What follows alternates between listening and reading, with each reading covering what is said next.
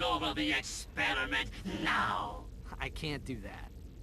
You have 3 seconds. 1, 2, 3. Whoa! He's she. This changes nothing. Where's the experiment? We have returned it to Mr. Fizzwidget. Oh, you've just put the whole galaxy in imminent danger. But I don't have time to stand around explaining it to you. If you have any intention of fixing the mess you've made, watch this.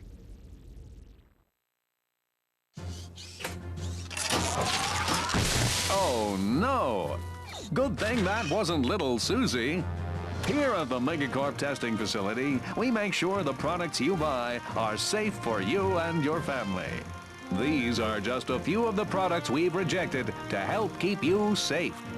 The Tiny Tot Slingshot, the Nuclear Mousetrap, Self-Wedgifying Underwear, and the Lawn Ninjas. So the next time your toaster doesn't explode in your face, say a little thank you to the Megacorp testing facility. Wow, she's got a few bolts loose. What does a testing facility have to do with galactic danger? I am unsure. However, I believe we should investigate that location. Well, we're gonna need a new ship.